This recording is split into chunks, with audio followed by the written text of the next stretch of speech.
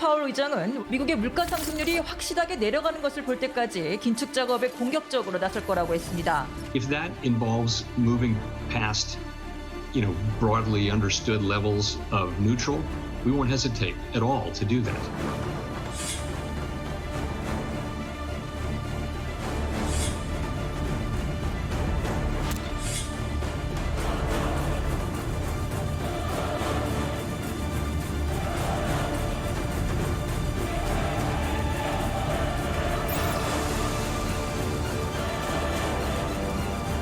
Today, 30% of developing and emerging markets are debt distress. This doubles for low-income countries. 60% of low-income countries are there.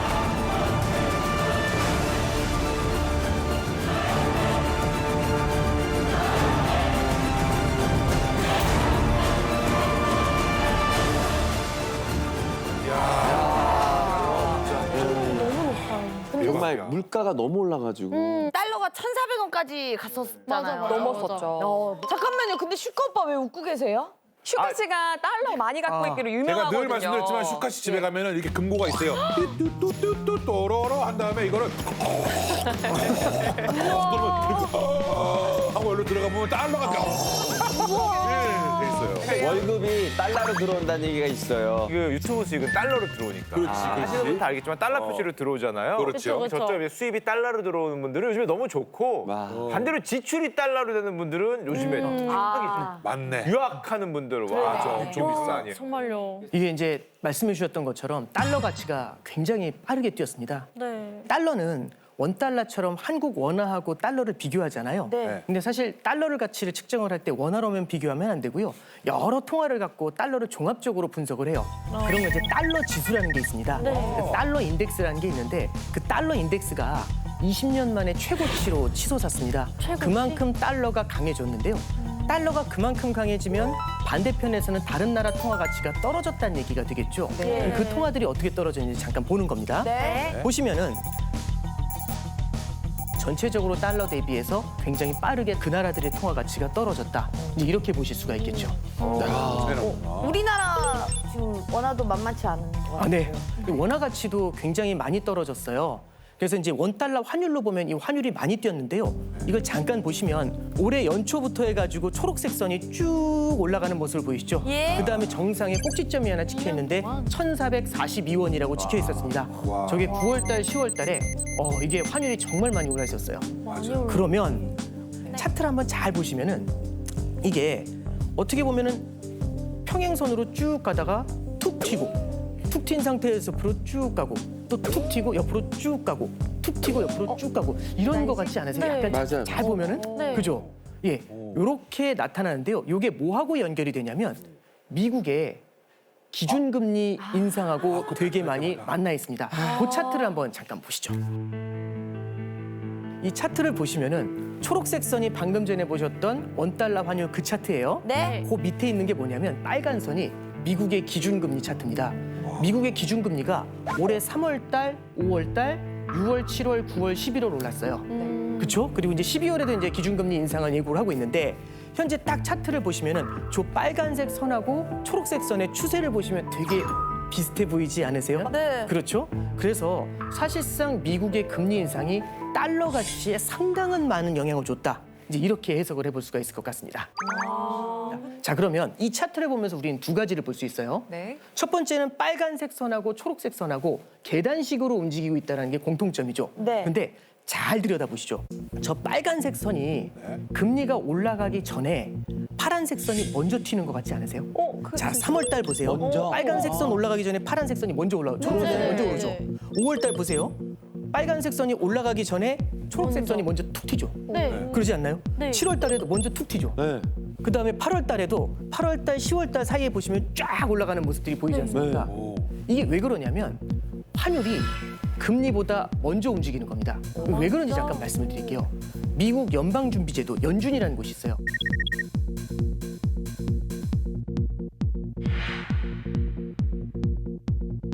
미국의 기준금리 인상이라는 건요. 날짜 정해놓고 해요. 한 45일에 한 번씩 합니다. 미국의 금리 인상은 날짜를 정해놓고 하는데 환율 시장은요. 에브리데이 열립니다. 그럼 어떻게 될까요?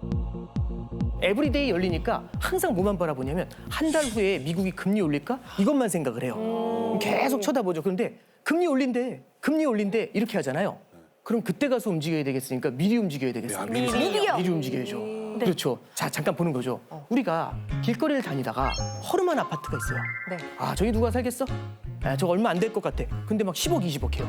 왜 그럴까요? 한강뷰예요. 노른자. 아, 그것도 맞을 것 같습니다. 지하철 들어옵니다. 그거. 아, 맞습니다. 초등학교 생깁니다. 그렇습니다. 예. 호재가. 예, 그렇죠. 뭐 재건축 이런 것들도 들어갈 수 있죠. 잠깐 보시면 지금 말씀해 주신 게 뭐냐면 초등학교가 생겼습니다라고 안 하셨어요. 지하철이 들어왔습니다라고 안 하셨어요. 네. 그죠? 이게 뭐냐면 재건축을 할 거잖아요. 한 게 아니라. 네. 미래에 일어날 일이죠. 네. 미래에 일어날 일을 우리가 미리 반영을 하는 거죠. 이 투자의 핵심은 뭐냐면 내가 산 걸 뒤에서 누군가 더 비싼 값에 사주면 되지 않습니까? 그렇지. 그럼 더 멋있어질 것 같은 것, 더 예뻐질 것 같은 자산 그런 거를 미리 사놔야죠. 그럼 미리 사다 보면 미리 가격이 뛰게 되지 않을까요? 네. 예. 근데 쌤 차트에 보면은 빨간색하고 녹색이 비슷하게 가다가 지금 마지막 11월 달에도 빨간색은 오르고 앞으로도 더 오른다고 하는데 저 원달러 녹색 선은 빠지고 있거든요. 아, 네. 반대로 가네. 갑자기 저기서는 거꾸로 가나요? 아주 중요한 부분을 지적해 주셨는데 금리가 올라가기 전에 환율이 미리 반응을 했어요. 자, 그런데 자 11월 달부터 차트를 보시면 빨간색 금리가 올라가는데 환율이 내려오죠. 네. 근데 과거하고 달라진 게 그 앞이랑 다른 건 꽤 높게 올랐죠. 네. 금리가 이미 4% 5% 가까이까지 올라가고 있지 않습니까? 그럼 어떤 일이 벌어질까요? 거의 다 온 거 아니야? 이런 느낌 들 수 있죠. 금리를 더 이상은 그렇죠. 못 올리거나 급하게 못 올리겠구나 그렇죠. 이거구나. 그렇죠. 자, 그러면 우리가 터널을 가고 있습니다. 터널 통과하는데 너무 힘들어요. 여태까지 너무 힘들었어요. 근데 맞아. 저쪽 끝에 갑자기 빛이 보이는 거예요. 맞아. 그럼 어떻죠? 갑자기 미소가 나죠. 여태까지 너무너무 힘들었지만 아직도 터널 안에 있고 아직도 힘들지만 힘이 나죠. 네. 그러면 미래에 일어날 수 있는 약간은 금리 인상이 늦어지거나 금리가 낮아질 수 있지 않아? 이런 희망적인 기대를 미리 반영하면 이제 저런 현상이 나타나는 거예요. 다만 한 가지, 그 금리가 미래에 그렇게 될 거라고 예상을 했는데 예상과 달라지는 경우에도 판이 바뀌어 나갈 수 있겠죠. 예, 그렇게 해석을 하시면 될 것 같습니다. 오늘 정보가 아주 좋습니다. 좀 공책하고 펜 갖고 와야 될 것 같은데요. 그러니까요. 그럼 저 종목도 몇 개 좀 찍어주시고 어떤 또 달러도 언제 매수를 언제 해야 되고 그런 거 좀 알려주시고 좀 예. 아, 네. 뒤쪽에 그 얘기들이 좀 나와요. 야 오늘 채널 고정해야 되겠다. 우리 시청자 여러분들. 선생님, 네네. 그럼 연방준이라고 하셨나요? 연방준이요? 뭐라고 어디? 연방준 씨 준비제. 누구예요 연방준 씨가? 방준 씨. 아, 예. 네, 미국이 그러면 금리를 올릴 때마다 네. 달러 가치가 올라가는 거잖아요. 네, 그렇습니다. 그런데 저는 궁금합니다. 왜 금리가 올라야 달러가 뛰는 건가? 아, 혹시 이걸 저만 모르나요? 그래. 아니 나도 궁금했어. 모릅니다. 왜 금리 인상 발표하면 달러는 왜 동나라 같이 오르는? 아, 네. 요거 좀 간단하게 좀 말씀 좀 드려볼게요. 예. 네. 이게 요즘 은행 가시면은 예금금리 5%씩 줘요. 네. 거의 5% 가까이 되잖아요. 엄청 옛날에 높거든요. 1%도 안 줬는데. 그렇죠. 맞아요. 이게 4, 5% 되는 이런 높은 금리를 주거든요. 그럼 이거 해야 되지 않습니까? 근데 문제는 뭐냐면 4, 5%씩 높은 금리를 줘도 못하는 이유 중에 하나가 물가가 만약 10%씩 뛰면 이러면 이거 정기예금 하면 안 되죠. 그러지 않나요? 이 예금을 하는 이유는 내가 지금 100원이 있으면 100원짜리 물건 안 사고 예금에 박아버리는 거잖아요. 네. 그럼 1년 후에 5%면은 105원을 받을 거지 않습니까? 근데 물가가 10% 뛰면 1년 후에 얘가 110원이 돼 있겠죠. 그럼 100원을 갖고서 110원짜리 살 수가 없어요. 네. 그럼 이제 결국에는 물가가 올라가는데 이걸 그냥 내버려 놔두면 사람들은 예금을 하지 않아요. 그럼 그 돈은 어디로 갈까요? 물가가 올라가기 전에 그 물건을 미리 사죠. 선취매를 하겠죠. 네. 그럼 가뜩이나 물가가 올라가는데 여기 계시는 분들이 모두 다 뛰어나가서 그 물건을 사면 경쟁력으로 더 물건의 가격이 더 뛰겠죠. 그러면 이 인플레이션을 걷잡을 수가 없어요. 맞아. 그럼 얘를 잡아버리는 방법 간단하죠. 어떻게 하면 되냐면 5%였던 금리를 15%로 바꿔버리면 우와. 여러분들은 예금을 하게 돼요. 그렇지. 물가가 이제 그렇게 높을 때를 이제 가정을 해서 설명을 좀 드린 건데 네. 그러면 실제로 미국의 물가가 굉장히 빠르게 올랐지 않습니까? 예. 그럼 이걸 따라가기 위해서는 금리를 끌어올릴 수밖에 없어요. 그래서 아까 보셨던 것처럼 미국이 금리를 빠르게 끌어올린 거죠. 자, 그런데 금리라는 건요.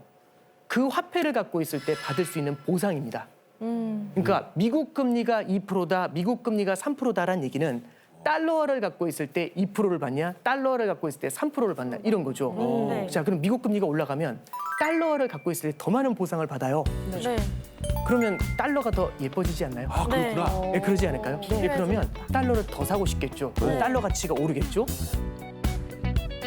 하나 더 앞에서 말씀드렸죠. 미국 금리가 올랐다도 되지만 미국 금리가 많이 오를 것 같아요. 그럼 어떻게 해야 되죠? 더 많이 예뻐질 거지 않습니까? 지금이야. 그렇죠. 그때 가서 하면 안 되고 미리 해야 되죠. 지금. 네. 그래서 금리가 올라간다면 그 통화를 갖고 있었을 때 달러를 갖고 있었을 때 받을 보상이 더 늘어나니까 아무래도 달러 가치가 올라가는데 큰 역할을 하게 됩니다. 근데 여기까지 말씀을 드리면 네. 그러면 미국 금리 올라가는 거 오케이 알아들었는데 한국도 금리 올리잖아요. 맞아요. 네. 그러면 달러가 올라갈 이유가 없죠. 만약에 미국이 금리를 올렸는데 우리나라도 금리를 그만큼 올리면 네. 그러면 문제가 안 될 거지 않습니까? 네. 근데 이제 문제가 있죠. 뭐가 문제냐면 미국이 금리 올리는 속도를 우리나라가 따라가지를 못해요. 왠지 잘 생각해 보시죠. 자 보세요. 이게 금리를 올려도 견딜 수 있는 사람하고 견딜 수 없는 사람이 있겠죠. 네. 그러지 않을까요? 그러니까 금리를 세게 올려도 경제 체제가 탄탄하면 그만큼 경제 성장이 탄탄하면 버틸 수가 있겠죠. 네. 그러지 않을까요? 실물 경제에서도 금리가 올라갈 때 취약계층이 먼저 힘들어질 수가 있는 거잖아요. 그런 것처럼 국가 단위로 봤을 때도 금리가 올라갈 때 미국의 성장이 아직 우리나라보다도 좀 튼튼한 면이 있습니다. 네. 그럼 미국 경제는 버틸 수가 있는데 우리나라 경제는 버티기 어려운 부분이 생길 수 있어요. 하나 더, 미국의 가계 부채를 보면은 미국 부채의 10% 정도가 변동금리예요. 근데 우리나라는요. 가계 부채의 60% 정도가 변동금리예요. 그러면 자 금리가 올라갈 때 고정금리가 취약할까요? 변동금리가 취약할까요? 변동금리가 취약하죠. 날뛰지. 금리가 올라가더라도 고정으로 묶어놨으면 아무런 문제가 없지 않습니까? 근데 변동금리의 비중이 높죠. 네, 높죠. 그러면 미국이 금리를 올리는 폭이 우리나라보다 크더라도 우리나라가 받는 충격이 더 커질 수가 있죠. 그러지 않나요? 그래서 이런 여러 가지 상황을 통해 봤을 때 우리나라 금리 인상이 미국 금리 인상을 못 따라가요. 그런 문제가 생깁니다. 쌤, 네. 제가 정말 어렵게 네. 건물을 산 게 있는데 네. 그게 이제 변동금리로 네. 예를 들어 5점 몇 프로에 제가 네. 은행 이자를 네. 해서 대출을 했는데 네. 지금 이게 변동이니까 네. 8점 몇 프로로 뛰었더라고요. 네. 그러니까 이자가 네네. 막 한 30%가 더 내야 되는 거예요, 매달. 네네. 그렇죠. 네. 그 정말 찢어질 것 같아요. 그 이자 메꾸는 게. 그래서 요즘 방송 이렇게 열심히 하시는 거군요. 네. 그래서 요즘에 막 싸게 행사고 뭐 너트브고 뭐 어디 다 어쩐지 갑니다. 바쁘시더라. 네. 그래서 우리가 아무래도 미국보다는 금리 인상을 천천히 할 수밖에 없는 가장 큰 이유. 예, 결국에는 성장의 구조라든지 가계부채 이슈들 이런 게 담겨 있다고 보시면 됩니다. 쓰리네요, 쓰려. 그러게요. 예. 대박이에요. 그러면은 이렇게 환율이 네네. 뭐 대충 알고는 있지만 경제에 미치는 영향이 네네. 구체적으로는 어느 정도 되는 건가요? 네, 이제 되게 중요한 질문을 좀 해주셨어요. 이게 이제 방금 전에 말씀드렸던 로직을 한번 잠깐 따라가 볼게요. 네. 미국이 물가가 올라갑니다. 그럼 미국에서는 이 물가를 잡기 위해서 금리를 올릴 수밖에 없잖아요. 네. 근데 미국이 금리를 올리는데 우리가 금리를 안 올리고 있으면 미국하고 우리나라의 금리 차가 벌어지게 되겠죠. 그럼 미국 금리는 높은데 우리나라 금리가 낮아요. 그러면 달러를 갖고 있는 게 원화를 갖고 있는 것보다는 좋겠죠. 그럼 기존에 원화를 갖고 있던 사람들은 원화를 팔고 달러를 사서 나가겠죠. 그죠? 그럼 달러 가치가 올라가게 되지 않을까요? 그러면 환율이 올라가요. 네. 그러면 원달러 환율이 뜁니다. 그랬더니 재작년도 초만 해도 21년도입니다. 올해 초가 아니라 재작년도 초만 해도 1달러에 1,080원 했어요. 한 개의 달러를 사는데 1,080원만 있으면 살 수 있었어요. 네. 근데 이게 한때는 1,440원까지 올라가고 난리도 아니었지 않습니까? 네. 그러면 1달러짜리 물건을 살 때 우리나라 사람 입장에서는 1,080개의 원화만 있으면 살 수 있었어요. 근데 이제 1,400원을 줘야 살 수 있죠. 이런 걸 어려운 말로 뭐라고 하냐면 수입 물가 상승이라고 합니다. 수입 물가가 올라가면 어떤 일이 벌어질까요? 수입 물가가 올라가게 되면 국내의 물가 상승 압력이 높아지게 되겠죠. 다른 것도 다 오르고. 그럼 이게 우리나라 인플레이션으로 이어지게 돼요. 그럼 우리나라 물가가 올라가면 우리나라 중앙은행인 한국은행에서는 어떻게 해야 될까요? 물가가 올라가면 뭘 해야 되죠? 금리를 끌어올리게 되죠. 그래서 말씀해 주셨던 것처럼 환율이 이렇게 막 미친 듯이 올라가지 않습니까? 네. 그러면은 국내의 물가 상승 압력을 높이게 되면서 이게 금리를 끌어올리는 요인으로 작용을 해요. 이러면 실물 경제, 특히 내수 경제라든지 변동금리 말씀도 해주셨지만 이런 것들을 갖다가 둔화시키는 요인으로 작용할 수 있죠. 근데 혹자는 이렇게도 얘기를 합니다. 뒤집어서 생각을 해보면 그러면 환율이 올라가서 원화가 약해지는 게 이렇게 나쁜 것만 있냐? 그러진 또 않거든요. 수출이 잘 그렇죠. 수출이 잘 되죠. 맞지. 미국 사람 입장에서는 1,080원짜리를 1달러를 주고 살 수 있었는데 옛날에는 이제는 1,400원짜리를 1달러를 주고 살 수 있으니까 가격이 싸진 거지 않습니까? 네. 목사님. 그렇죠. 가격이 싸지면 그만큼 더 잘 팔리게 될 거잖아요. 네. 근데 문제가 하나 있어요. 네. 또 뭐예요? 우리나라 원화만 약하면 되는데 다른 나라 통화도 다 약해요. 킹 달러지 않습니까? 그게 그거구나. 네, 그렇죠. 그러면 수출이 잘 안 되잖아요. 네. 근데 전쟁 때문에 러시아 우크라이나 전쟁 때문에 국제 유가가 많이 올라갔죠. 예. 우리는 에너지를 수입하는 국가지 않습니까? 예. 그럼 어떻게 되는 걸까요? 수출은 잘 안 되니까 수출 금액이 줄어드는데 아이고. 수입 금액이 올라가게 되죠. 아이고. 네. 그럼 우리나라가 무역 적자를 겪게 돼요. 무역 수지 적자 흐름이 좀처럼 회복되지 않고 있습니다. 올해 무역 수지 적자가 역대 최대치인 480억 달러에 달할 것이라는 전망이 남았습니다. 2017년부터 2022년까지 나타낸 건데요. 우리나라는 꾸준히 무역 흑자를 내고 있었어요. 자, 그런데 문제가 뭐냐면 와, 올해 들어가가지고 벌써 7개월 연속 무역 적자를 기록하고 있는데 그 금액이 400억 달러에 달합니다. 96년도에 우리나라 무역 적자가 200억 달러가 좀 넘었거든요. IMF 그때 전에? 그렇죠. 예, 96년도니까 97년도가 외환위기였잖아요. 네. 그래서 이제 무역 적자가 이렇게 많이 나고 환율이 많이 뛰고 하니까 최근에 이제 그래서 외환위기 아니냐 이제 이렇게 걱정하시는 분들이 늘어난 이유 중에 하나도 이런 데 있다고 보시면 되죠. 자, 그러면 우리가 외국인 투자자의 입장에서 보죠. 네. 특정 투자 대상이 계속 마이너스가 나요, 지출이. 무역 적자로. 그리고 성장도 희미해 보여요. 굉장히 어려워 보여요. 그러면은 여기에 계속 투자를 해야 될까요? 말아야 될까요? 말아야 돼. 그렇죠. 말아야 되면 우리나라에 있는 자산을 팔고 나가야 되겠죠. 그럼 어떻게 나가게 되냐면 우리나라에 투자했었던 자산들, 주식, 채권, 부동산 이런 것들을 팔고 그럼 당연히 원화를 받을 거지 않습니까? 원화를 팔고 달러를 사서 나가게 되겠죠. 그럼 우리나라 자산 가격이 하락을 하고 그다음에 원화 가치도 크게 하락을 하는 이른바 이런 것들을 이제 우리는 자본 유출이라고 합니다.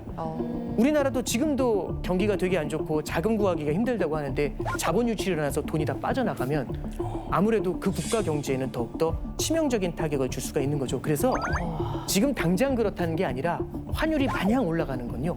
지금 우리가 조금은 좀 경계를 해야 되는 그런 상황이다라고 해석하시면 될 것 같습니다. 그래도 우리나라 정도면은 뭐 나름 세계적인 그래도 무역 대국에 네네. 잘 사는 나라에 들어가잖아요, 쌤. 네, 그렇죠. 그런데도 이렇게 어려우면은 우리나라보다 조금 더 어려운 신흥국들은 더 심해지는 거 아닌가요? 네, 정확하게 지적을 해주셨어요. 그래도 우리나라 같은 경우는 외환 보유고도 많은 편이고요. 그리고 기존에 수출을 해서 벌어들여 놓은 달러가 있지 않습니까? 그게 외환 보유고로 쌓여 있는 건데 그래서 아무래도 좀 방파제가 좀 있는 편이에요. 근데 그렇지 않은 신흥국들 같은 경우에는 지금 굉장히 어려운 상황에 처해 있게 되죠. 신흥국들은 필연적으로 달러 빚을 많이 갖고 있습니다. 네. 한번 잠깐 생각해 보죠. 제가 국가를 하나 만들어 가지고 뭔가 돈을 벌고 싶은데 물건을 뭔가 만들려면 공장 설비 같은 게 있어야겠죠. 네. 근데 공장 설비를 살려니까 없어요, 설비가. 그럼 해외에서 사와야 되죠. 근데 뭔 돈으로 사와요? 돈이 없으니까 사오지 못하면 어떻게 해야 되냐면 빌려와야죠. 그걸 뭐라고 하냐면 어려운 말로 차관이라고 하죠. 그 차관이 뭘로 돼 있을까요? 그게 그 유명하다는 달러 빚입니다. 달러 빚을 내서 그걸로 설비를 사오게 되죠. 그럼 달러 빚이 쌓여 있고요. 하나 더. 코로나 사태 이후에 미국에서 경기 부양을 위해서 굉장히 많은 돈을 뿌렸습니다. 네. 그러면 이 돈의 공급이 늘어나면서 그때는 달러가 약세였었거든요. 그러면 돈을 빌리는 신흥국들 입장에선 달러가 공급이 너무 많으니까 달러 구하기가 편해요. 그럼 달러 빚을 많이 냈었겠죠. 근데 이제 문제가 생기죠. 갑자기 미국의 금리가 올라가니까 이 달러 빚에 대한 이자 부담이 늘어나죠. 그죠? 두 번째는 달러가 강세로 갑니다. 근데 저는 이 달러 빚을 가져와 가지고 다 우리나라 돈으로 환전한 다음에 이걸로 뭔가 투자를 해놨단 말이죠. 근데 이제 경기가 안 좋으니까 미국의 은행들이 더 연장 못 해주고 이제 갚으세요라고 하는 거죠. 그럼 어떻게 해야 되죠? 이걸 갚아야 되는데 1달러에 1,000원이었던 게 1달러에 1,500원이 되면 그렇지. 달러 값이 더 올라가니까 빚 부담이 늘어나게 되죠. 그래서 이렇게 환율이 올라가게 되면은 신흥국은 이자 부담도 커지고요. 빚 부담도 커지게 되죠. 그러면 신흥국의 성장이 굉장히 어려워지게 되죠.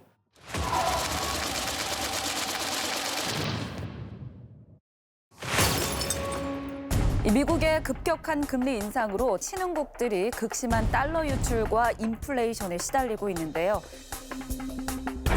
베트남도 비싼 기름값을 감당하지 못하고 주유소들이 문을 닫고 있습니다. 라오스 정부는 지난달부터 사설 환전소의 달러 거래를 금지시켰습니다. 어렵게 환전이 돼도 1년 전 1달러에 9,000킵 정도였던 환율이 오늘은 2배 이상 폭등했습니다. 미얀마는 달러를 벌어오는 기업들에게 즉시 환전을 지시하는 등 신흥국들은 필사적으로 달러 유출을 막고 있지만 치솟는 물가로 고통을 받고 있는 중남미 파나마에서 수주째 시민들의 시위가 이어지고 있습니다.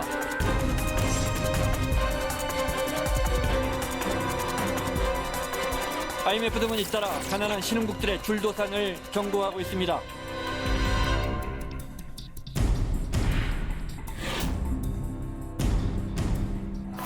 이 영상 보고 보니까 갑자기 저 달러가 무서워 보이네요. 소름 돋았어요. 남일 같은 채권자 같아. 돈 내놓으라고. 관련 학자들이 얘기할 때는요. 연준이 만약에 기준금리를 5% 선이나 그 이상으로 올렸을 때는 신흥국의 한 3분의 1 정도가 파산하게 되는 것 아니냐 하는 그런 좀 굉장히 좀 안 좋은 시나리오까지 얘기하고 있는데요. 그럴 가능성이 아예 없다고는 할 수는 없을 것 같습니다. 이미 이제 굉장히 많은 신흥국들이 IMF에 이제 도움의 손길을 요청하고 있는데요. 파키스탄 아시죠? 네. 파키스탄의 경우에는요. 그 코로나 사태도 겪었고 그리고 국토의 3분의 1이 물에 잠기는 홍수를 겪게 돼요. 맞아. 굉장히 좀 어려운 상황이었죠. 네. 거기에 이제 전쟁도 있었고 에너지 가격도 오른 데다가 이 달러 강세까지 겹치니까요. 파키스탄 통화가 이제 루피거든요. 네. 이 루피가 이제 사상 최저치로 떨어져 버렸습니다. 예, 그러다 보니까 이게 물가 상승률이 올라가고요. 대외 달러 부채가 1,300억 달러에 달하는데 이러다 보니까 이제 국가 자체에 쟁여놓았었던 외환 보유액 있죠. 그게 이제 빠르게 감소하고 있죠. 이러다 보면 나라 망하는 갚아야 될 달러는 많은데 나라에 달러가 없으니까 국가부도 이제 디폴트 위기 상황 이런 곳으로 이제 치닫게 되는 겁니다. 그래서 파키스탄에서는 이제 많은 저소득층 가구에서 하루 식사량을 이제 한 끼로 줄였을 정도로 서민들이 극심한 생활고를 겪고 있죠. 이제 결국에 이제 파키스탄이 그래서 지난 7월달에 IMF한테 구제금융 지원을 받기로 그렇게 이제 합의를 합니다. 그렇게 파키스탄처럼 구제금융을 IMF한테 받은 국가가 지금 역대 최대로 많습니다.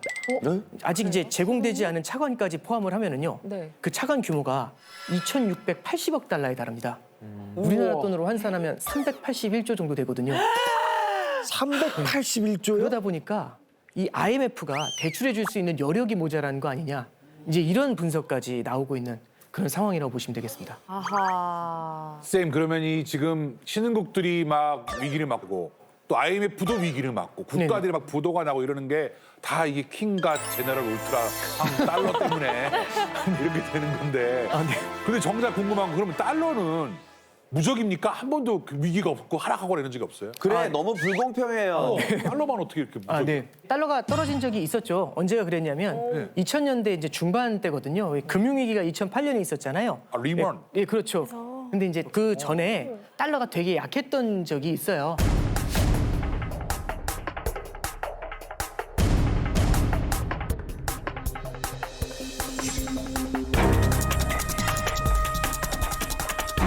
그때 당시에도 막 금리를 올렸었거든요. 근데 그때는 미국이 금리를 올렸는데도 불구하고 원화부터 시작을 해서 전 세계 통화가 달러 대비 거의 다 강한 모습을 보였습니다. 그때 참 달러가 약했던 것 같아요. 이유가 뭐지? 그때는 특별하게 미국이 좀 약해졌었나요? 왜 그렇게? 이제 그게 미국이 금리 올렸는데도 왜 달러가 약할까 이제 이런 생각이 드실 수 있어요. 근데 잠깐 보시죠. 네. 이게 환율을 볼 때는 사실 중요한 게 두 가지입니다. 금리도 있고요, 성장도 있습니다. 이 성장도 봐야 되는데 왜 그런지 한번 설명해드리면 특정 국가의 성장이 강하면 그 성장의 과실을 같이 공유하고 싶으니까 그 나라에 투자를 많이 하고 싶지 않아요. 예, 그렇겠죠. 주식 투자 같은 걸 하고 싶겠죠. 그 나라의 자산을 갖고 싶겠죠. 네. 그러면 그 미국의 성장이 강해질 때 달러가 강해지는데 미국의 성장이 약해지고 되려 다른 나라의 성장이 강해진다면 이러면 달러가 금리가 오름에도 불구하고 달러가 약해질 수 있겠죠. 그렇죠. 그러면 그때 당시에 누가 주인공이었을까? 잘 기억을 해보시면 On the accession of the People's Republic of China. 2001년도 말에 중국이 WTO에 가입을 하게 돼요. 중국이 WTO에 가입을 하면서 전 세계 시장이 중국 앞에 열리게 됩니다. 그때 이제 메이드 인 차이나의 신화가 시작이 되죠. 그래서 이제 메이드 인 차이나로 중국 제품들이 해외에 이제 뿌려져 나가기 시작을 하지 않습니까? 그럼 중국은 수출 성장, 투자 성장 이런 것들이 굉장히 강하게 나서요. 그때 저도 기억하는 게 중국은 두 자릿수 성장이 일반적이었었어요. 맞아, 10몇 %씩. 그렇죠. 그러다 보니까 중국의 성장하고 다른 신흥국들의 성장이 굉장히 큰 힘을 받고 있었고 미국은 상대적으로 그 성장만큼을 따라가지 못했었죠. 그러면 다른 국가들의 성장이 미국의 성장보다 강하니까 달러가 약세를 보일 수밖에 없었고요. 그래서 2007년도, 2008년도 초에 보면 달러가 되게 약해져가지고 거의 사상 최저치까지 떨어졌었던 그런 경험이 있습니다. 생각해보니까 1,000원 아래, 뭐 원달러 900원이 기본이었던 시대가 있었어요. 맞아. 네. 그때 한창 뭐 달러 시대 이제 갔다. 그렇죠. 막 이런 얘기도 나오고. 위안화 예, 그렇죠. 왔다. 예, 위안화의 시대가 왔다 이런 중국이 얘기가 나왔죠. 왔다. 우리 네, 펀드는 그렇죠. 전부 다 중국에다 투자해야 된다. 네, 그렇죠. 그러고. 네, 그때 당시 얘기인데 하지만 이제 달러가 그런 상황을 이제 극복해내게 되는데요. 예, 아이러니하게도 이제 2008년도 글로벌 금융위기의 중심에는 미국 경제가 무너지는 거였지 않습니까? 리먼 브러더스 같은 투자은행이 파산을 하고 미국에 있는 금융 시스템이 붕괴가 되면서 문제가 됐던 건데 네. 이걸 계기로 해가지고 미국의 달러가 다시 힘을 얻게 돼요. 이게 참 아이러니하잖아요. 보통 특정 국가가 흔들려가지고 무너지게 되면은 네. 그 나라 통화는 보통 무너지게 마련이거든요. 하락하기 마련인데 이게 미국이 참 독특합니다. 이 미국 달러화가. 왜냐하면 달러 스마일이라는 달러화만이 갖고 있는 독특한 특성이 있어요. 달러 스마일. 예, 달러가 이렇게 싹 미소 짓는다 이제 이런 거잖아요. 네. 돈을 주면 미소가 난다. 아 그런 느낌은 달러가 많아서 스마일이 돈을 난다. 주면. 그런 느낌이 좀 드는데 이게 이제 정석으로 보시면 이렇게 보시면 돼요. 네. 이렇게 달러가 강할 때가 한 번, 두 번 있습니다. 네. 두 번 강한데 언제 강하냐면 미국 경제가 탄탄할 때 그때는 미국으로 돈이 몰리니까 미국 달러가 강해요. 네. 근데 미국이 너무 강하게 성장해가지고 버블이 붕괴됩니다. 그럼 약해질 수가 있겠죠. 네. 미국 경제의 성장이 약해지면 달러가 약해져요. 근데 문제는 뭐냐면 미국이 전 세계 경제의 중심에 있지 않습니까? 미국 경제가 흔들리면 미국에 수출하는 나라들도 같이 흔들리게 되겠죠. 그러다 보면은 이상하게 실물 경제의 위기가 찾아왔을 때 되려 달러가 튀어 올라가는 겁니다. 다시 보시면 성장할 때, 미국이 강할 때, 그리고 경제 위기가 찾아왔을 때 두 번 달러가 강해져요. 그러면 요 두 개를 요렇게 있죠. 그럼 요 사이에 미소를 짓는 게 달러 스마일이라고 보시면 돼요. 모양이. 예, 그렇죠. 근데 이 미소를 보시면 살짝 기울어져 있죠. 네. 살짝 기울어져 있는 이유가 위기가 찾아올 때는요. 어김없이 달러가 뛰는데 굉장히 빠른 속도로 뜁니다. 탁 튀어올라요. 와, 쳤어 그냥 아예 그렇죠. 그냥 바로 올라. 그럼 내려오다가 쫙 올라가면은 이 미소가 약간 이상한 미소가 나타나죠. 예. 비웃는 거 아닌가요? 초롱초롱. 예, 약간 어떻게 이수지 씨 혹시 네. 이 표정 지금 달러 스마일? 그러니까 요거는 이제 달러 전체의 그림을 한번 이 스마일이라는 개념을 설명해 드리기 위해 보여드렸고요. 네. 이번에는 달러원 환율 차트 그걸 갖고 한번 말씀드려 볼게요. 자, 보시죠. 아까 슈카님께서 900원 얘기하셨잖아요. 예. 2006, 2007, 2008에 보면은 900원에서 벌벌벌벌 움직이고 있죠. 예. 900원이요. 네, 그런 모습을 보실 수 있다가 갑자기 글로벌 금융위기 때 보면 탁 튀어 올라가죠. 네. 저게 위기 때마다 달러가 튀는 겁니다. 예, 저게 달러 스마일에서 아까 전에 말씀하셨던 그 썩소 드는 거, 예, 그 느낌을 보시면 돼요. 네, 그렇게 했다가 또 이제 좀 위기가 가시는 것 같으면 쭉 내려오다가 혹시 유럽 재정 위기라고 써 있는 거 보이세요? 네. 또 탁 튀어 오르죠. 네. 그죠? 그러다 또 좋아졌다가 중국 부채 위기라고 보이세요? 네. 탁 튀죠. 그리고 코로나 사태 때도 보면은 1,300원 이렇게 환율이 한번 탁 튄 적이 있거든요. 이렇게 위기가 찾아올 때마다 달러가 한 번씩 탁탁 튀어요. 예, 이런 이제 모습들을 좀 보실 수가 있죠. 이야. 그래서 급격한 스마일도 나타나고 완만한 스마일도 나타나긴 하는데 이렇게 달러라는 게 참 미국이 강할 때도 스마일이지만 극단적인 위기일 때도 달러 가치가 오르는 참 이러다 보니까 이 스마일이라는 것 때문에 달러가 참 이렇게 독특하게도 오래오래 살아남는 그런 모습을 보이는 겁니다. 그래서 금융위기 때 잠깐 기억을 해보시면 금융위기 때 위기 때문에 달러가 강해졌죠. 네. 그 이후에 미국 경제가 혁신 성장을 하게 돼요. 그러다 보니까 미국의 성장이 따라와 주면서 마찬가지로 달러 강세가 더 이어진 그래서 지금으로 이어져 왔던 네, 그런 케이스로 보시면 됩니다. 와. 아니 너무 얄밉네요. 그러니까 뭔가 막 전 세계가 힘들고 사람들 다 힘든데 미국 달러만 계속 이렇게 웃었다가 스마일. 이렇게 웃었다가 하천 씨 지금 이렇게 그래프 웃었다가 정말 그대로. 뭐 이렇게 많이 웃어? 그러니까. 아니 이게 우린 죽겠는데. 좋으면 좋다고 올라, 나쁘면 그래. 나쁘다고 올라 이러면 무적인데요, 무적. 진짜. 어떻게 이래요? 달러가 이제 위기 때마다 이렇게 오를 수 있는 이유가 달러화가 이제 기축통화이기 때문에 그래요. 근데 기축통화라는 개념까지 이해하려고 하지 마시고요. 네. 많은 사람들이 쓰고 있는 게 달러라는 겁니다. 네. 달러라는 거는 해외에서도 미국 이외의 지역에서도 달러를 다 쓰잖아요. 예. 그리고 당연히 무언가 물건을 살 때 달러가 있어야 되니까 당연히 돈을 빌릴 때도 달러 빚이 많아지겠죠. 그럼 달러 빚을 많이 갖고 있습니다. 하지만 이제 문제는 실물 경제가 둔화되면서 이른바 시절이 하수상해지면 그럼 어떻게 될까요? 당연히 미국의 은행들도 굉장히 불안하니까 그 달러빚 갚아요라고 얘기를 하게 되는데 그럼 모두가 동시에 달러를 갚아야 돼요. 그럼 어떻게 될까요? 달러빚 갚아야겠네 한 다음에 외환시장에 달러를 사러 갑니다. 그랬더니 사람들이 줄을 쫙 서 있어요. 뭐 하시는 분들이요? 했더니 다 달러 사러 오신 분들이죠. 그럼 한꺼번에 달러를 살리는 수요가 확 몰리니까 달러가 탁 튀는 거죠. 그래서 아까 보셨던 그 이게 나오게 되는 겁니다. 그러면 미국이 이미 기축통화이기 때문에 많은 사람들이 달러를 쓰다 보니까 이런 스마일이 나타난다라는 말씀을 드렸잖아요. 예. 그러면 미국이 어떻게 이렇게 기축통화가 됐을까? 이제 이런 생각들이 들 수가 있잖아요. 잘 사니까. 왜냐면 미국은 당연히 기축통화가 됐을 때 굉장히 큰 힘을 얻을 수 있지 않습니까? 네. 스마일을 만들 수 있잖아요. 예. 그러니까 사실 계산하고 한 건 아니겠지만 이게 예전에는요. 기축통화가 달러화가 아니고 파운드화였어요. 영국 파운드화. 해가 지지 않는 나라라는 표현이 있었지 않습니까? 그래서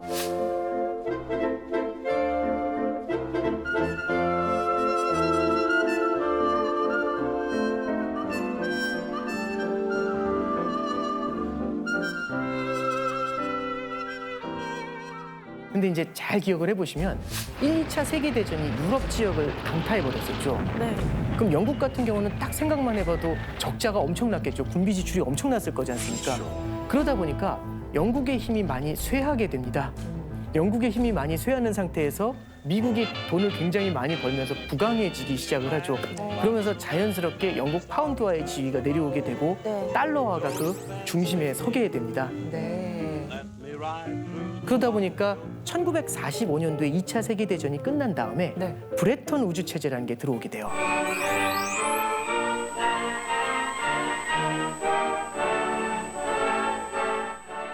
그때 당시에는 전 세계가 금본위화폐제라는 걸 쓰고 있었거든요. 금 1온스당 35달러를 찍을 수가 있었어요. 그럼 1온스에 35달러로 환율을 고정시켜 놓고 여기에 다른 나라 통화들을 다 연계시켜가지고 거래를 할 수 있도록 만들어줘요. 그래서 세계의 중심의 통화가 달러라고 얘기를 해주는 거죠. 그러다 보면 요거를 따라갈 수밖에 없게 되는 이제 그런 모습들이 나타나게 됩니다. 그러면서 이제 전 세계가 달러를 쓰게 되는 이제 그런 그림이 이제 그래서 나타났던 기축통화가 거죠. 된 거구나. 선생님, 그러면은 미국보다 더 강한 나라가 나온다. 네. 그러면은 기축통화가 바뀔 수도 있겠네요. 네. 그런데요. 어떤 특정한 국가가 나와서 굉장히 강한 나라가 나와서 오케이 오늘부터 내가 기축통화 이렇게 깃발 꽂으면 되느냐. 이 기축통화라는 건요. 누군가 정해서 만든다기보다는요.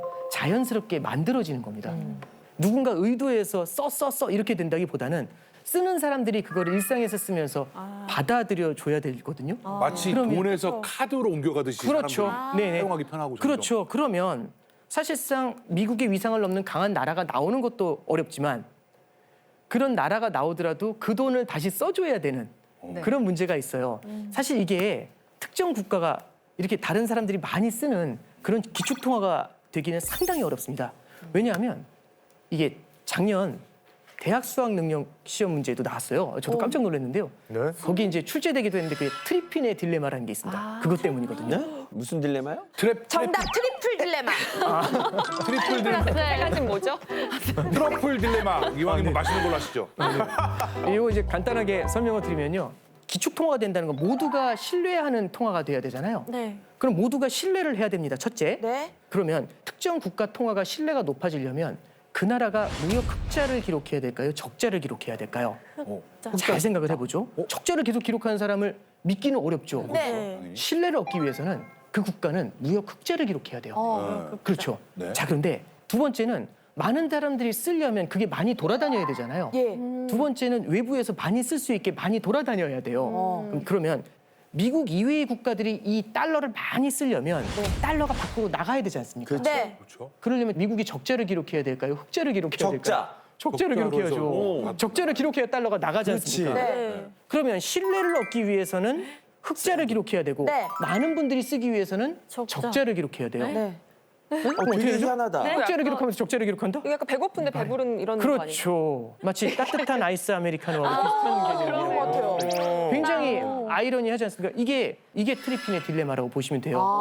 그러면 사실상 이런 딜레마를 벗어나야지 사실은 기축통화국이 될 수 있다라는 건데 이건 아무나 못하는 케이스가 되겠죠. 쉽지 그래서 않습니다. 항상 미국은 무슨 무역 적자가 뭐 되게 심한데 아무 걱정 없이 그냥 계속 달려가고 기축통화를 유지할 수 있고 약간 그런 느낌이군요. 예, 그렇겠죠. 그러니까 많은 국가들이 외부에서도 달러를 굉장히 많이 쓰고 있지 않습니까? 네. 예, 이런 것들이 이제 미국의 힘을 키워주는 이 달러의 힘을 키워주는 그런 요인이다라고 볼 수도 있겠죠. 난 처음에 그 돈 디자인이 너무 멋있어가지고 다 여기저기서 쓰는 줄 알았어. 달러가 너무 멋있어. 냄새도 좀 좋고. 돈 냄새도 그런 거 아니죠? 예. 잉크 냄새가 좋더라고요. 예, 아니 근데 그렇게 적자를 내면서도 신뢰를 듬직하게 갖고 있으려면 네네. 민상씨처럼 좀 초반에 쌓아둔 게 많으면 그렇죠. 이렇게 좀 나가도 좀 이렇게 듬직하지 않을까요? 네, 그렇죠. 그러니까 압도적인 우위를 점할 수 있으면 되는데요. 참고로 말씀을 드리면 미국이 1, 2차 세계대전을 거치면서 그 전엔 패권을 갖고 있었던 유럽 국가들이 전체적으로 다 많이 무너졌지 않습니까? 경제적으로. 그럼 그때로 돌아가 보면 그 부가 미국으로 많이 몰려 있었던 겁니다. 그럼 압도적인 부를 갖고 있으니까 해외 원조 같은 것도 많이 해줄 수가 있었겠죠. 그러면 유럽에도 마셜 플랜이라고 해가지고 자금을 지원해 준 것들도 있고요. 그다음에 각 국가에도 굉장히 많은 원조를 해줬습니다. 그럼 원조를 해주면은 자연스럽게 그 달러화라는 통화를 쓰게 되겠죠. 그리고 수요자 입장에서도 달러가 좋아 보였겠죠. 아무래도 신뢰가 맞잖아요. 디자인도 좋고 냄새도 좋고. 네, 그 말씀 아닙니까? 부정할 수가 없는 그런 케이스였습니다. 예.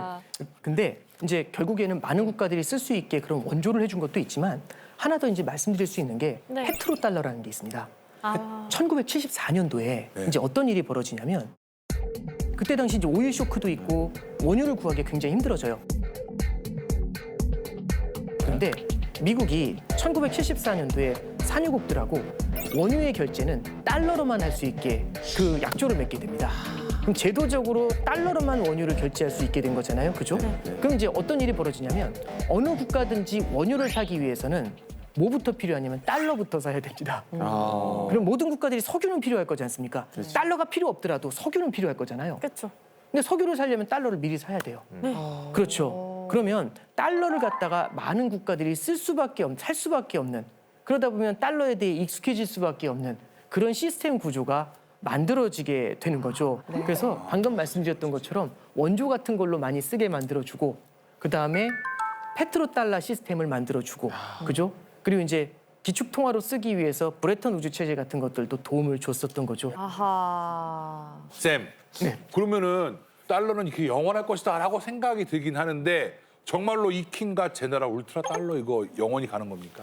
이게 환율을 갖다가 예측해 달라 이제 이런 질문들이 워낙 많은데 언제 들어가면 이게 됩니까?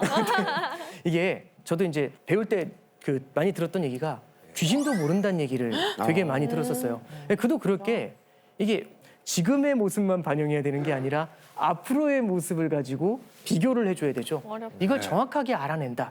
저는 이게 굉장히 좀 어려운 미션이 아닌가 이제 그렇게 좀 말씀드리고 싶고요. 근데 다만 무언가 정확하게 짚어내는 건 어렵겠지만 지금 이 환율의 영향을 가장 많이 주는 요인을 갖다가 한번 우리가 짚어볼 수는 있을 것 같아요.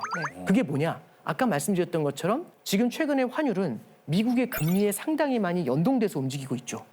그러면 금리 하니까 금리의 앞단에 뭐가 존재하죠? 미국의 금리를 올리는 요인 그 앞에 미국의 물가가 연결돼 있죠. 그 미국의 물가 중에서 미국의 소비자 물가에 상당히 큰 비중을 두고 우리는 환율을 볼 때 지켜봐야 됩니다.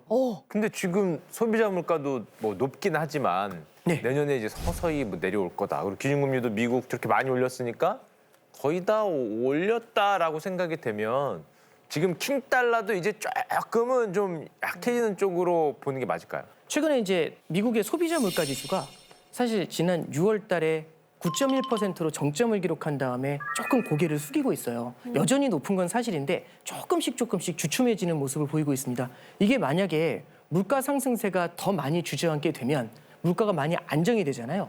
그럼 미국도 그렇게 빨리 금리를 올릴 필요는 없습니다. 내리진 않아요. 그러니까 뭐 더 많이 낮아지면은 그때는 미국 경제의 실물 경제의 성장을 부양하기 위해서 내릴 수도 있는데 일단은 내린다를 생각하기 전에 올리는 걸 언제 멈추는가 이제 그것부터 봐야 되겠죠. 네. 그러면 최근에 이제 방금 전에 말씀드렸던 내용을 연준의 파월 의장 발언을 통해서 이제 살펴보면 So that time is coming of when to moderate the pace of increases is now much less important than the question of how high to raise rates and how long to keep monetary policy. 금리를 올리는 긴축 이것만 얘기하다가 지금은 요거를 세 개로 나누게 되죠. 첫 번째는요. 금리를 인상한다 해서 금리를 얼마나 빨리 인상하냐. 금리를 얼마나 높게 인상하냐.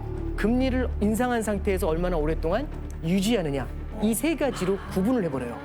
어려운 말로 이제 브레이크다운을 해버린다라고 하는 거죠. 이게 이제 무슨 얘기냐면 일단 금리 인상 속도는 늦출게요라고 얘기하는 거죠. 그럼 여기서는 이제 완화적인 스탠스를 던져준 거지 않습니까? 이러면서 희망을 준 거죠. 근데 대신 뭐라고 하냐면 대신에 금리를 생각했던 것보다 조금 더 높게 올릴 수는 있어요. 그럼 이거는 악재죠. 그리고 또 하나는 마지막으로는 올려놓은 상태에서 조금 오래 유지할 수 있어요. 그렇죠. 그러면 완화시키면서 긴축을 준 거죠. 완화시키면서 세게 던진 거죠. 그래서 이렇게 계속 빠르게 올리는 거 일변도에서 조금 그래도 분위기가 바뀐다. 바람의 방향이 살짝 바뀌고 있다. 이런 것들을 우리가 좀 지켜볼 수가 있습니다. 이렇게 얘기한 이유 중에 하나가 뭐냐면 이렇게 생각을 하시면 될 것 같아요. 감기약을 먹습니다. 기침약. 근데 기침약 먹으면 바로 낫나요, 보통? 아니요. 아니죠. 그러니까 이게 무슨 얘기냐면 금리를 인상하잖아요. 그 즉시 효과가 나타나는 게 아닙니다. 금리 인상도 어느 정도 시차를 두고 나타나죠. 앞서 어떤 얘기 해드렸냐면 지난 3월 달부터 미국이 금리를 올렸다는 말씀을 드렸잖아요. 네. 그죠? 근데 실제로 금리 인상의 피치를 세게 올렸던 건 이른바 자이언트 스텝을 가져갔던 건 6월 달, 7월 달, 9월 달, 11월 달 이렇게 갔어요. 네. 그러면 얘네들의 효과가 닥쳐오려면 아직 시간이 조금은 필요할 수 있죠. 네. 맞나요? 그러면 이 효과를 좀 보면서 갈 필요도 있겠죠. 보면서. 이게 사실상 속도 조절을 하게 했던 이유 중에 하나라고 봅니다. 그래서 미국의 물가와 그걸 바라보는 미국 금리 인상의 스탠스 이런 것들이 향후에도 환율을 볼 때 네. 되게 중요한 요인이 되지 않나 이제 그렇게 말씀드릴 수 있을 것 같습니다. 근데 요새 네네. 지금 말씀하신 것처럼 뭐 킹달러 현상이라고 해서 달러가 강세 현상을 보이고 있잖아요. 네네. 근데 이게 어떻게 보면 미국 입장에서는 좋은 현상일 그렇죠. 수도 있는 건데 네네. 미국에서 뭔가 적극적으로 조절을 해줄까요? 네, 되게 중요한 지적을 해주셨어요. 그럼 잠깐 생각을 해보죠. 달러가 강하다는 건 미국 입장에서는 해외에서 수입되어 들어오는 물건의 가격이 낮아진다는 얘기가 되겠죠. 네. 그러면 지금 미국이 제일 골치 아파하는 건 인플레이션입니다. 네. 인플레이션 때문에 너무 힘들어요.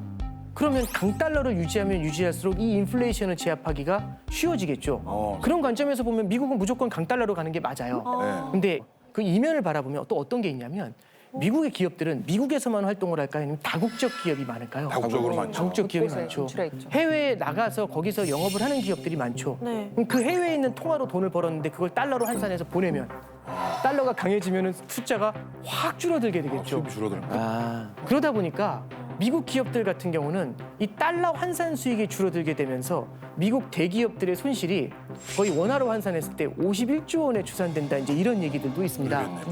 하나 더 말씀을 드리면 미국에 있는 은행들이나 기업들도 해외에 투자해 놨겠죠.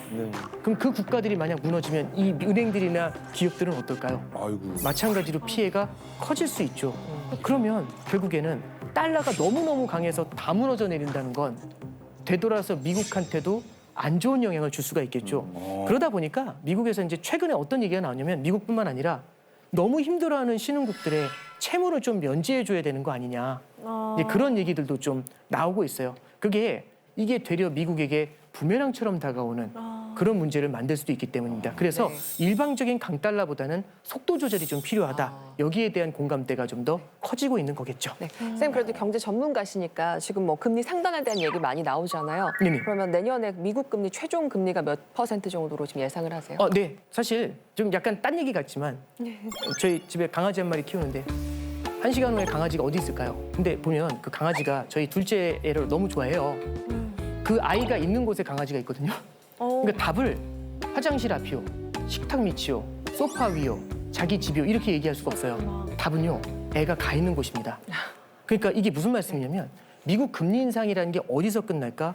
미국의 인플레이션이 언제쯤 둔화될 수 있을까? 이게 포인트가 돼요. 네. 자, 보세요. 예를 들어서 지금 만약에 미국이 물가를 좀 제압을 하고 있는 것 같죠. 그랬더니 와, 이제 물가 잡았다 해가지고 바로 또 이 금리 인상 스탠스를 풀어버리면 이 물가가 다시 재발할 수 있겠죠. 그러지 않을까요? 그럼 언제 퇴원할까요? 5일 후에 퇴원하면 됩니다 했는데 만약 다시 재발하면 한 달 넘게 걸릴 수도 있겠죠. 그래서 우리가 정점을 바라보는 것들보다는 금리의 앞단에 존재하는 게 물가라는 말씀을 드렸었죠.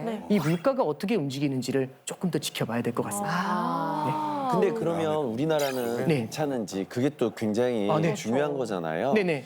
뭐 내년 경제가 보면 다 최악일 거라는 그런 이야기를 하도 많이 해가지고 우리 경제, 우리 실물 경제 뭐 어떻게 되는 겁니까? 네. 분위기가. 이게 이제 뭐 외환 위기에 대한 얘기들도 나오고 그래요. 그러니까 앞서 말씀드렸던 것처럼 무역 적자가 굉장히 크게 나오고 그렇죠. 그리고 또 하나는 환율도 1,400원 위로 막 뛰어 올라가고 이러니까 마치 그때의 모습을 다시 보는 것 같죠. 불안합니다. 이제 우리나라 사람들한테는 저도 그렇지만 IMF가 하나의 트라우마처럼 작용을 맞아요. 하는 것 같아요. 네. 근데 이제 트라우마라는 건 굉장히 부정적인 면도 있지만 그 트라우마가 있기 때문에 평소에 준비 대비를 좀 많이 하는 경향들도 생겨나는 것 같아요. 그렇게 되지 않으려고. 약간 과하게. 그렇죠. 약간 과하게 될 수도 그렇지. 있죠. 그 얘기는 뭐냐면 옛날에 여기가 이제 해안가 마을이라고 해보죠. 저는 쭈나미를 겪어봤던 거예요. 그래서 수많은 사람들이 힘들어했던 걸 봤던 거죠. 그러면 혼자 뭔 짓을 하고 있냐면 방파제를 미친 듯이 높게 쌌습니다. 4,100m짜리 쌌요. 그렇지. 그럼 다들 뭐라고 하시냐면 왜 이렇게 어리석게 그런 짓을 해? 맞아. 이게 이제 무슨 얘기냐면 우리나라가 과거에 비해 가지고는요.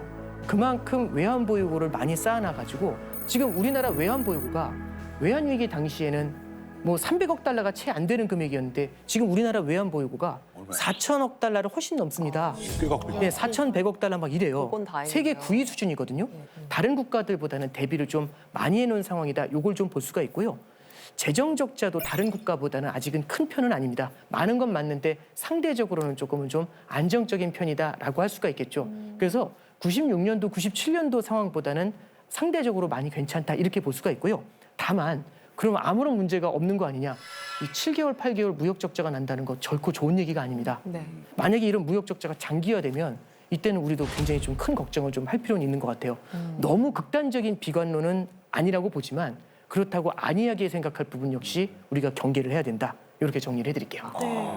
근데 선생님 지금 사실 뭐 경제가 좀 힘들고 먹고 살기 힘들다 하는데 만약에 돈이 생긴다면 네. 그럼 지금이라도 혹시 네. 달러를 조금 사두는 게 좋을까요? 이제 저도 그래서 한번 이런 질문을 받을 때 되물어봐요. 네. 그 왜 사세요?라고 말씀드리면 달러가 오를 거잖아요. 이 얘기를 되게 많이 하시거든요. 근데 저는 이게 일반인이 달러가 오른다 떨어진다를 보면서 따라가면 아까 그 말씀드렸잖아요. 귀신도 모른다. 제 생각에는 실패할 확률이 훨씬 높다고 봅니다. 맞아. 네, 그래서 안 그렇게 보이잖아요. 접근한다기보다는 달러를 어떤 식으로 접근하면 좋은지에 대한 말씀 간단히 드려볼게요. 네. 슬라이드 하나 보시죠. 자, 보시면 파란색 선이 달러 원 환율입니다. 빨간색 선이 되게 우리한테 익숙한데 저게 코스피 지수입니다. 그죠? 네. 자, 그러면 이 두 개의 차트를 잘 보시면 무언가 가운데다 선을 하나 긋고 싶지 않으세요? 그러면서 이게 딱 접히는 이른바 백갈코마니라고 하나요? 미술 시간에 많이 봤죠. 나비 적어보시면 네. 기억나세요? 반대로 가는. 네, 그런 그림이죠. 그러니까 반대로 움직이는 경향을 보이죠. 코스피가 좋을 땐 달러가 위축이 되지만 주가 지수가 급격하게 하락할 땐 달러가 탁 튀어 올라가죠. 특히 2008년도 보시면 어때요? 주가가 수직으로 하락을 하는데 환율이 수직으로 뛰어 올라가죠. 네. 그러니까 다른 자산들이 흔들리는 위기 국면에서 달러는 유독 강한 모습을 보이고 있는 겁니다. 네. 아, 자, 그러면 이걸 보면서 한번 잠깐 생각을 해보죠. 네. 위기라는 게 앞으로 20년, 30년 후를 바라봤을 때도 앞으로 전혀 오지 않을까요? 계속 위기가 올 수도 있지 오겠죠. 않을까요? 그죠? 위기가 언제 찾아올지는 몰라요. 네. 그 위기가 찾아왔을 때 달러는 효자 노릇을 한다는 겁니다. 저는 달러의 투자를 뭐하고 되게 비슷하게 생각하냐면 보험을 가입하는 거하고 되게 비슷한 것 같아요. 왜 갑자기 보험이냐 이렇게 생각하실 수 있는데 보험은 언제 가입하면 제일 좋냐면 다치기 전날 가입하면 제일 좋죠. 오. 상식적으로 그렇죠. 근데 그렇지. 그럼 지금 말이 안 되는 약간 거죠. 이렇게 비웃으시는 이유가 어떻게 알아요? 말이 안 되지. 저는 똑같다고 봅니다. 위기가 찾아오는 날을 우리가 알 수는 없겠죠. 네. 그러니까 우리가 언제 그렇게 될지 모르니까 꾸준히 쌓아놓는 전략을 써가지고 나중에 위기가 닥쳤을 때 그 보험금을 지급을 받지 않습니까? 네. 저는 달러도 비슷한 개념으로 접근하면 어떨까 싶어요. 달마다 큰 부담 없이 보험을 가입한다라는 생각으로 내 포트폴리오 투자 자산에 보험을 가입한다는 심정으로 조금씩 부담 없는 금액을 쌓아가는 거죠. 그러면 막 쌓아가다가 모르죠. 언제 위기가 닥쳐올지. 그 위기가 닥쳐오면 다른 자산들, 내가 보유하고 있는 다른 자산들이 고전할 수 있습니다. 근데 그때 어떻죠? 탁 튀어오르면서 내 포트폴리오 전체 자산의 밑바닥을 든든하게 받쳐주는 역할을 하겠죠. 그래서 저는 포트폴리오의 보험의 개념, 그걸로 달러를 조금씩 모아가는 전략들, 이런 것들은 좀 도움이 되시지 않겠나, 예, 그렇게 조언 드려봅니다. 제가 알고 있는 모 경제 유튜버랑 똑같은 얘기를 하시네요. 주가가 떨어지면 달러가 올라가서 괜찮고, 달러 떨어지면 주가가 올라가더라.